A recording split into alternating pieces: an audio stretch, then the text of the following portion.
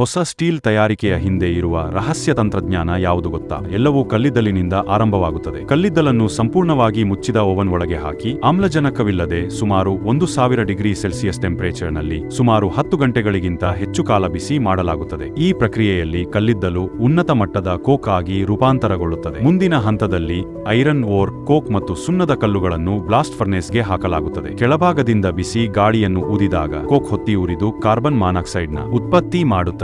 ಈ carbon monoxide iron ಓರ್ನಲ್ಲಿರುವ ಆಮ್ಲಜನಕವನ್ನು ತೆಗೆದು ದ್ರವ ರೂಪದ ಕಬ್ಬಿಣವನ್ನು ಉಂಟುಮಾಡುತ್ತದೆ. ಇದರ ನಡುವೆ ಸುಣ್ಣದ ಕಲ್ಲು ಅಶುದ್ಧಿಗಳೊಂದಿಗೆ ಪ್ರತಿಕ್ರಿಯೆ ನೀಡಿ ಸ್ಲಾಗ್ ಎಂಬ ಪದಾರ್ಥವನ್ನು ರಚಿಸುತ್ತದೆ. ಅದು ಮೇಲ್ಮೈಯಲ್ಲಿ ತೇಲುತ್ತದೆ. ಆದರೆ ಇದು ಅಂತಿಮ ಉತ್ಪನ್ನವಲ್ಲ. ಈ ಕಬ್ಬಿಣದ ದ್ರವದಲ್ಲಿ ಕಾರ್ಬನ್ ಪ್ರಮಾಣ ತುಂಬಾ ಹೆಚ್ಚಿರುವುದರಿಂದ ನೇರವಾಗಿ ಬಳಸಲು ಸಾಧ್ಯವಿಲ್ಲ. ಆದ್ದರಿಂದ ಇದನ್ನು ಕನ್ವರ್ಟರ್ಗೆ ಕಳುಹಿಸಿ ಅಲ್ಲಿ ಹೆಚ್ಚಿನ ಒತ್ತಡದ ಆಮ್ಲಜನಕವನ್ನು ಊದಿ ಹೆಚ್ಚುವರಿ ಕಾರ್ಬನ್ ಮತ್ತು ಅಶುದ್ಧಿಗಳನ್ನು ತೆಗೆದುಹಾಕಲಾಗುತ್ತದೆ. ಈ ಹಂತದಲ್ಲಿ ಕಾರ್ಬನ್ ಪ್ರಮಾಣವನ್ನು ನಿಖರವಾಗಿ ನಿಯಂತ್ರಿಸಿ ನಮಗೆ ಬೇಕಾದ ಮಟ್ಟಕ್ಕೆ ತರುತ್ತಾರೆ. ಇದೇ ಕ್ಷಣದಲ್ಲಿ ಸ್ಟೀಲ್ ರೂಪುಗೊಳ್ಳುತ್ತದೆ. ಕೊನೆಗೆ ಕಂಟಿನ್ಯೂಯಸ್ ಕಾಸ್ಟಿಂಗ್ ಮತ್ತು ರೋಲಿಂಗ್ ಮುಂತಾದ ಪ್ರಕ್ರಿಯೆಗಳ ಮೂಲಕ ಉಕ್ಕನ್ನು ವಿವಿಧ ಆಕಾರ ಮತ್ತು ಗಾತ್ರಗಳಲ್ಲಿ ರೂಪಿಸಲಾಗುತ್ತದೆ. ಈ ಪ್ರಕ್ರಿಯೆ ಕಲ್ಲಿದ್ದಲಿನಿಂದ ಪ್ರಾರಂಭವಾಗಿ ಅಚ್ಚುಕಟ್ಟಾದ ನಿಯಂತ್ರಣದ ಮೂಲಕ ಒಂದು ಬಲಿಷ್ಠ ಉಕ್ಕನ್ನು ತಯಾರಿ ಮಾಡುವುದಾಗಿದೆ.